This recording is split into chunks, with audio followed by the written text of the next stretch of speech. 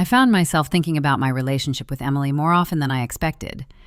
I had always believed that she understood me in ways others didn't, even when she didn't openly take my side.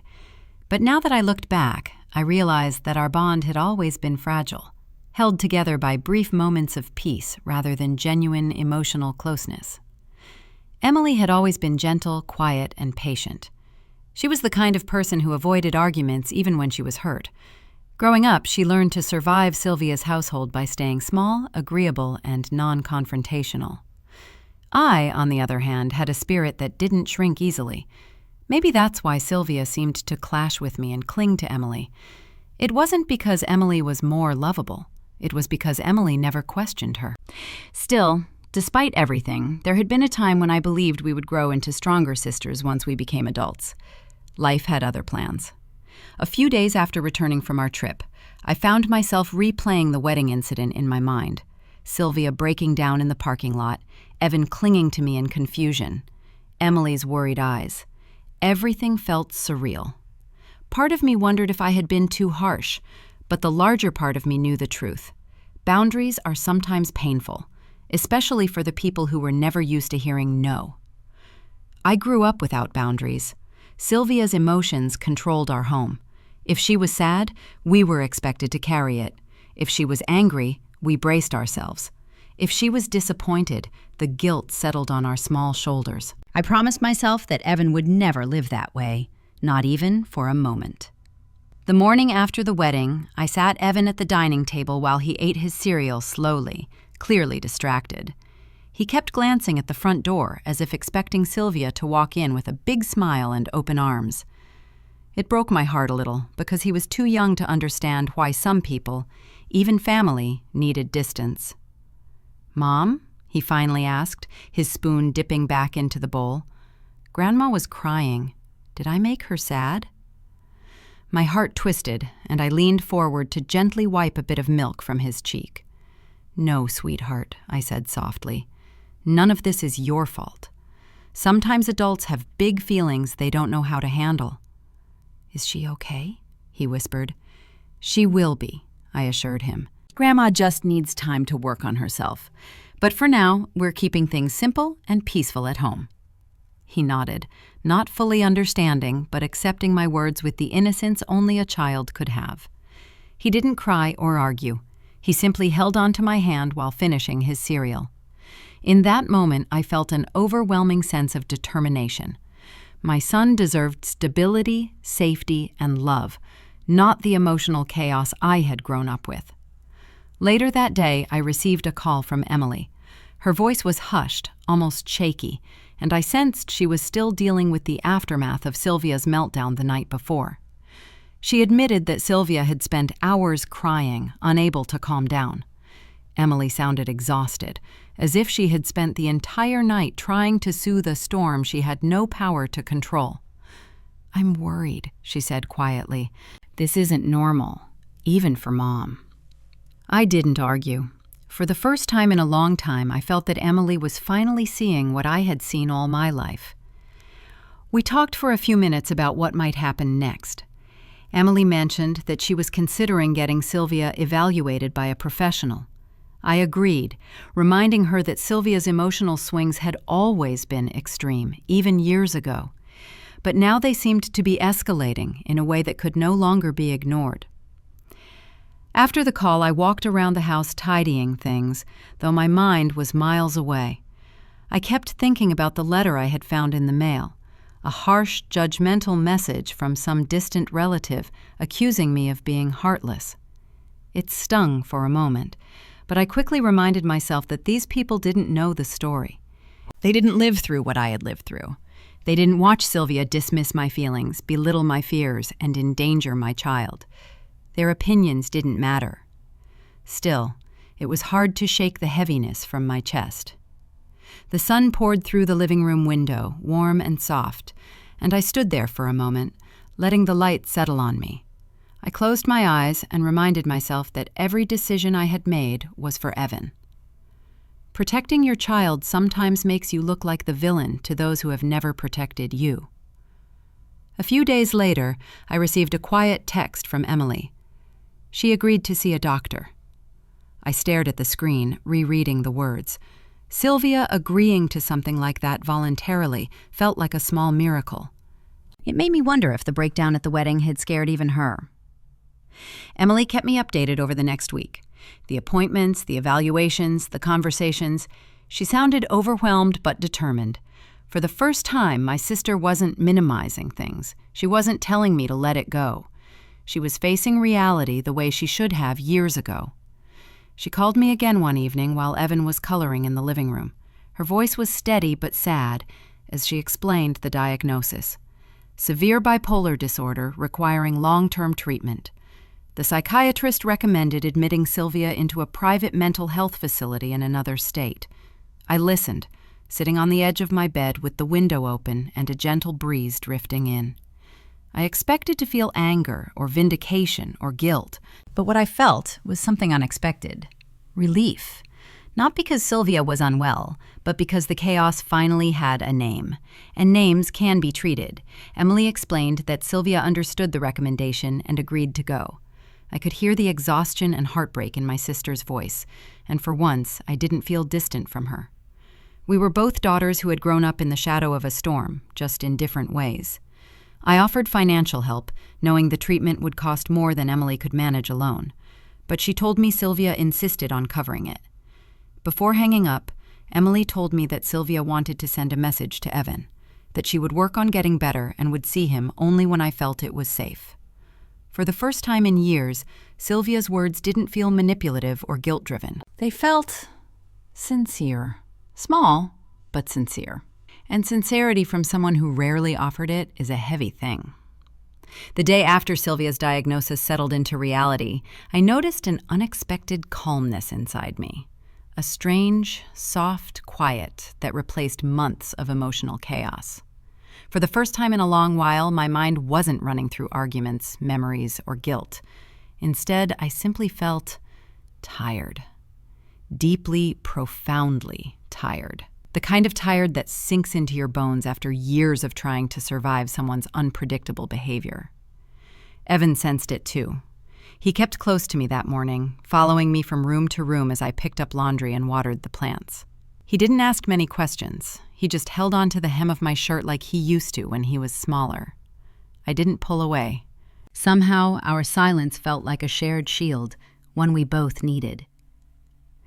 I made pancakes for breakfast, adding blueberries the way Evan liked. As he ate quietly at the table, I realized how much emotional strength children naturally possess.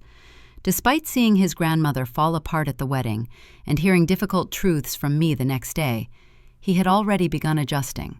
His resilience reminded me of something important. Children heal faster when the adults around them make emotionally safe decisions. Later that afternoon, Emily called again. This time, her voice carried a sense of relief mixed with exhaustion. Mom agreed to the treatment, she said, almost sounding surprised. She said she wants to get better. For Evan. I paused, unsure how to respond to that. Sylvia's love had always been complicated. Fierce but messy. Emotional but misdirected. There were moments when she held Evan as if he were the piece of her life she never got to heal through. But there were also moments when her stubbornness and refusal to change put him in danger. I took a breath. I'm glad she's taking responsibility. Emily exhaled shakily. Me too. I think she finally realized she was losing him. This time I didn't correct her. I didn't want to remind Emily that Sylvia had already lost us long before that wedding night. Instead, I accepted her words for what they were, my sister's attempt at hope. Before we hung up, Emily mentioned they would be leaving for the treatment center in a week. I could hear the weight of responsibility in her voice. Despite everything between us, Emily was still someone who carried guilt like a second skin, especially where Sylvia was concerned. After the call, I sat beside Evan on the floor, where he was sorting crayons by color. He looked up at me with his big, earnest eyes. Is Grandma sick? He asked gently. I nodded. Yes, sweetheart, she's getting help now. Will she get better? I hope so, I said. She's going somewhere that will help her feel calmer and happier. Oh. He thought for a long moment, then nodded. That's good. I want her to be okay. His innocence made my chest ache. How could a 5-year-old have so much kindness when the adults in his life had struggled with it for decades? That night, I tucked Evan into bed and lingered beside him a little longer. He held his stuffed elephant, a gift from Emily, and blinked sleepily up at me.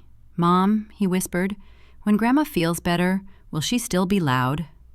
His question was honest, not judgmental, but it pierced straight through me. He had witnessed more than he ever should have.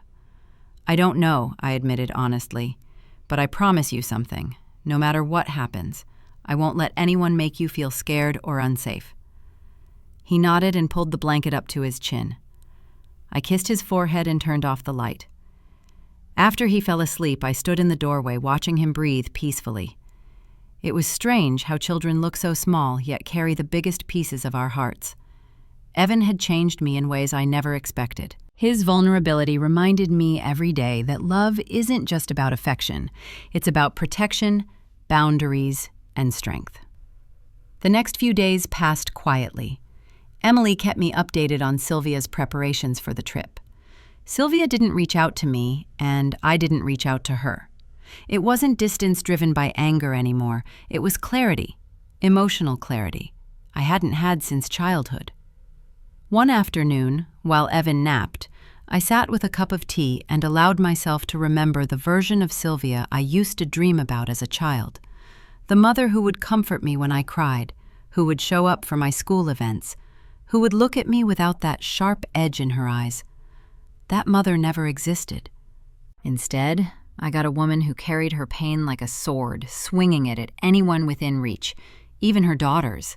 I used to believe I was strong enough to handle that, but motherhood changed me. Evan changed me. Suddenly, I wasn't responsible only for my heart. I was responsible for his, too. That kind of responsibility forces you to grow a backbone even when you're shaking inside. 6 days before Sylvia's scheduled departure, Emily called again. She sounded calmer this time. "She's packing her things," she said. "She keeps talking about Evan." I swallowed, unsure how to respond. "I think," Emily continued, "she finally understands what she did. She hasn't said it out loud yet, but I can see it on her face." "Maybe this is the first step," I said softly. "I hope so," Emily whispered. We hung up after a short conversation, and as I set my phone down, I felt something unusual, a small, quiet sense of hope. Not for reconciliation, not for forgiveness, but for healing. Healing for Sylvia, for Emily, and for me. I didn't expect our relationships to magically mend, but I hoped the cycle of emotional harm would finally break. 2 days later, I received a call from Sylvia's doctor. The conversation was brief but reassuring. The doctor explained what Sylvia's treatment would look like, how long she might stay, and what improvements they hoped to see. I listened carefully, absorbing each word. After the call ended, I found Evan sitting on the couch, hugging his elephant. "Is Grandma going now?" he asked softly. "Soon," I said. "She's going where people will help her feel better." He nodded slowly. "Should we say goodbye?" I paused. "You can draw her a picture if you want," I suggested gently, "something she can take with her." His eyes brightened. "Okay!" He rushed to the table, grabbing crayons and paper. Watching him draw a sun with a smiling face, I felt something soften inside me, a reminder that even after so much hurt, life still gives us moments of gentleness. And sometimes those moments are enough to keep going. The day before Sylvia was scheduled to leave for the mental health facility arrived far more quickly than I expected. Emily called in the afternoon, her voice steadier than it had been in weeks. She told me Mom was unusually quiet, packing slowly, folding clothes with a care she didn't usually show. It sounded like Sylvia was carrying the weight of her choices for the first time in her life. Emily paused before ending the call. "Do you think she wants to see Evan before she goes?" The question landed heavily between us. I looked over at Evan, who was building a small tower of blocks in the living room. His face was peaceful, focused, innocent. He had already carried enough confusion for a child his age. The idea of another emotional goodbye felt cruel. "I don't think it's a good idea," I said softly. "It'll unsettle him again." Emily didn't argue. Maybe she understood, or maybe she was too tired to fight. Either way, she simply whispered, "Okay," before hanging up. That evening, after Evan fell asleep, I found myself sitting on the edge of my bed staring at my phone. For the first time in a while, I wondered if I should call Sylvia. Not for reconciliation, but for closure. But every time my finger hovered over her name, I remembered Evan gasping at the hospital after that allergic reaction, and I remembered her voice on the phone calling him a burden. Those memories anchored my hand. Instead, I set my phone down and turned off the light. The next morning, I woke early to the soft sound of rain tapping against the windows. The sky was gray, the air cool, the apartment unusually quiet. It felt symbolic somehow, as if the weather was mirroring the ending of a long chapter. Emily called around 8 a.m. to say they were heading out soon. Her voice trembled just slightly, not with fear, but with the kind of sadness that comes from accepting something you can't change. I could hear the muffled sound of Sylvia talking to someone in the background, something about her medication and paperwork. Before hanging up, Emily said, "I'll keep you updated once we reach." "Drive safely," I replied, and for the first time in months, my voice sounded genuinely gentle. After the call ended, I sat on the couch with my coffee and watched the rain streak down the window. Evan climbed into my lap quietly, wrapping his small arms around my waist. "Is Grandma leaving today?" he asked. "Yes," I said, brushing his hair with my fingers. "She's going to a place that will help her feel better." He nodded slowly. "Can I send her the picture?" I smiled softly. "Of course, we'll give it to Aunt Emily." We placed his drawing carefully into an envelope, his little son with the big smiling face and the words, "Feel better soon." He decorated the edges with stars and hearts, and when he handed it to me, he looked proud. "Grandma will like it," he said. "I think she will too," I whispered. That afternoon, Emily texted saying they had reached the facility safely. Sylvia had handed Evan's drawing to one of the nurses to keep by her bedside. Reading that message brought tears to my eyes, not out of sadness, but out of something gentle and bittersweet. For so long, our story had been shaped by arguments, misunderstandings, and emotional wounds. Yet now, the image of Sylvia holding Evan's drawing felt like a soft, quiet end to all that chaos. A few quiet days passed. With Sylvia away and Emily occupied with paperwork and instructions from the facility, my phone stopped buzzing. For the first time in years, there was no storm waiting for me on the other end of a message. The silence felt like exhaling after holding my breath for too long. I spent my days organizing Evan's school supplies, cleaning the apartment, preparing meals without rushing, and even allowing myself moments of rest. Evan seemed lighter too, laughing more openly, sleeping peacefully, and asking fewer worried questions. It made me realize how deeply stress had seeped into our home without either of us noticing until it was gone. One afternoon, as Evan napped on the couch, I sat beside him and let my thoughts wander. My mind drifted to memories I had forgotten, moments from childhood that didn't sting, like Sylvia brushing my hair before school, or the time she baked cupcakes for a school fair, or when she once stayed up all night sewing a costume for a performance I was excited about. They were rare moments, scattered and distant, but they existed. A part of me wondered who Sylvia might have become if life hadn't hit her so hard so young, if she'd had support, therapy, or a healthier environment. Would she have been more present, less volatile? Would we have had a different relationship? But wondering about alternate histories only leads to circles. People are shaped by their pain, but sometimes they refuse to shape themselves beyond it. Sylvia had stayed frozen in her grief, and everyone around her had paid the price. Later that week, I received a long message from Emily. She told me the doctors were hopeful. Sylvia was responding to medication, and she had agreed to participate in extended therapy sessions. Emily sounded relieved, hopeful even. She ended the message with something I didn't expect. "I'm sorry for not supporting you earlier. I see everything now. I'm trying to do better." I read that line 3 times. It was the first genuine apology I had received from her in years. Not a rushed explanation, not a justification, not a soft dismissal, but a real, honest acknowledgement. I typed back, "Thank you. I know it's hard for you too. I hope she gets better." For the first time in a long time, my relationship with Emily felt stable. Not perfect, not magically healed, but steady enough to rebuild gently. That night, I sat at the dining table with a warm cup of tea, listening to Evan hum softly in his room while he played with his toys. The house felt peaceful, grounded, and I realized something important. Peace had always been possible. I just needed the courage to create it, and now that I had, I wasn't going back. In the weeks that followed, life slowly settled into a new rhythm.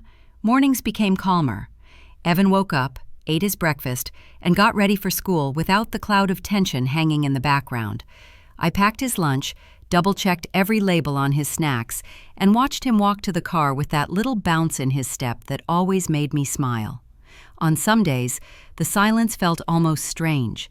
No unexpected phone calls, no emotional messages, no dramatic accusations left on my doorstep. Just routine, just everyday life. Emily kept in touch more consistently now.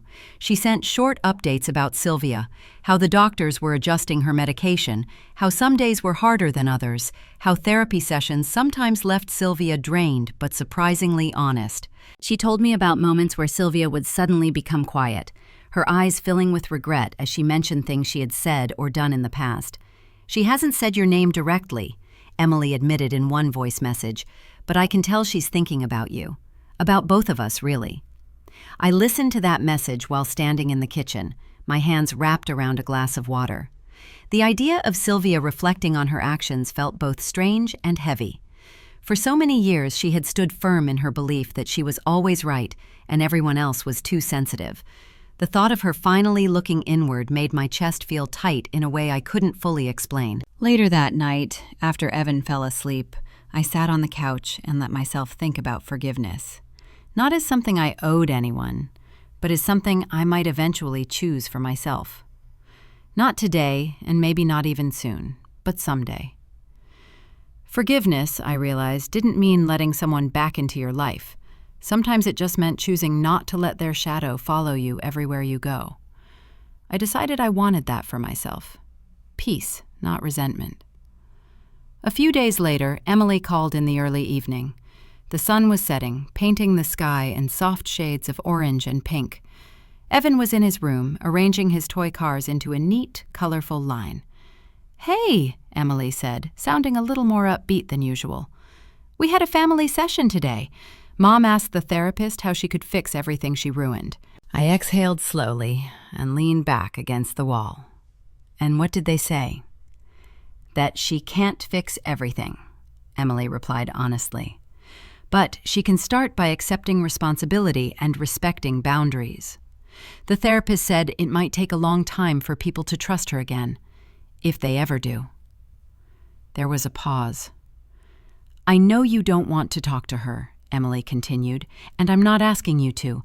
I just wanted you to know she's hearing those words now, from someone other than me." I appreciated that more than I expected. "Thank you for telling me."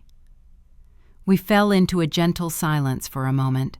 Then Emily asked quietly, "Are you happy with how things are now?" I thought carefully before answering. "I'm calmer," I said. "For the first time in years, I'm not waking up waiting for something to go wrong. I miss the idea of a mother sometimes, but I don't miss the reality of what we had." Emily didn't respond right away. When she spoke again, her voice was thick with emotion. "I wish I had realized all this sooner," she said. "I kept telling you to let it go because I didn't want to lose Mom. I didn't realize I was losing you in the process." Her honesty stung in the best way. "I know," I replied quietly. "We were all trying to survive in our own way. You by keeping the peace, me by finally walking away." We ended the call on a softer note than usual. No promises, no big declarations. Just two sisters slowly learning how to stand beside each other without pretending everything had always been fine. Days turned into weeks and life continued. Evan started bringing home little drawings from school, stick figures holding hands under bright, wobbly suns. Sometimes he drew 3 people, sometimes 2. When he drew 3, I knew the extra person was his grandmother. He didn't mention her much, but she slipped into his art in small, quiet ways. One afternoon, while we sat together at the table doing a simple craft project, he said, "Mom, when I get bigger, can I see Grandma again?" I paused, my finger still holding a strip of colored paper. This was the kind of question no one prepares you for. "When you're older," I said gently, "you'll be able to understand more things. And when that time comes, if you still want to see her, we'll talk about it. Together." He thought about that for a moment, then nodded. "Okay, I just want her to be kind." His words were simple, but they went straight to my heart. "That's what I want too," I said. That night, after Evan went to bed, I sat at the kitchen table with a notebook in front of me. I hadn't written anything just for myself in a long time.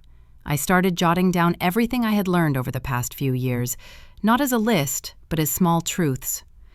You are allowed to protect your child, even from your own family. You are allowed to say no, even if it makes other people uncomfortable. You are allowed to walk away from people who hurt you, even if they are the ones who raised you. You are allowed to break the cycle. By the time I finished, the page was nearly full. Months passed. Emily continued to visit Sylvia at the facility and occasionally shared bits of their conversations, how Sylvia was slowly starting to talk about her past, her anger, her grief, and the way she had treated us. Emily told me that the first time Sylvia admitted, "I hurt my daughters," she cried so hard she could barely speak. I listened, not with bitterness, but with a quiet distance I had carefully built to keep myself safe.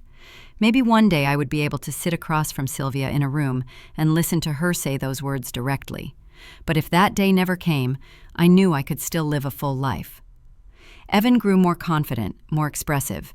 He made new friends, talked excitedly about school projects, and sometimes slipped his small hand into mine while we walked, as if reminding himself that I was there. And I was. Fully, truly, completely there. One clear Saturday morning, I took Evan to the park. The sun was bright and the air carried that soft, early breeze that makes everything feel possible. He ran across the grass, laughing as he chased a kite other kids were flying nearby. I sat on a bench and watched him, my heart full. There were no frantic calls to answer, no emotional storms to anticipate, just my son, the sky, and a quiet sense of safety. As I watched him, I realized something important. For so long, I had been asking myself if I was the bad one for cutting Sylvia off, for enforcing boundaries that made others uncomfortable, for choosing my child's safety over my mother's feelings. But looking at Evan, free and happy, the answer felt clearer than it had ever been. I wasn't heartless. I wasn't cruel. I wasn't the villain. I was a mother who refused to let her child grow up in the same kind of emotional chaos she had. A woman who finally chose to step out of a cycle that had gone on for far too long.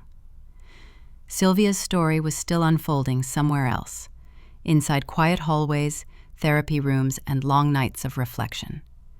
Emily's story was evolving too, as she learned to stand up for herself and stop being the one who kept the peace at her own expense. And mine? Mine was finally starting to feel like it belonged to me. Whatever happens in the future, whether Sylvia recovers enough to someday earn a small place in Evan's life, or whether our paths remain separate, I know this much. I did what I had to do. I chose stability over chaos, clarity over guilt, and my son's well-being over everyone else's expectations. And I can live with that. In fact, for the first time in a very long time, I can live with myself in peace.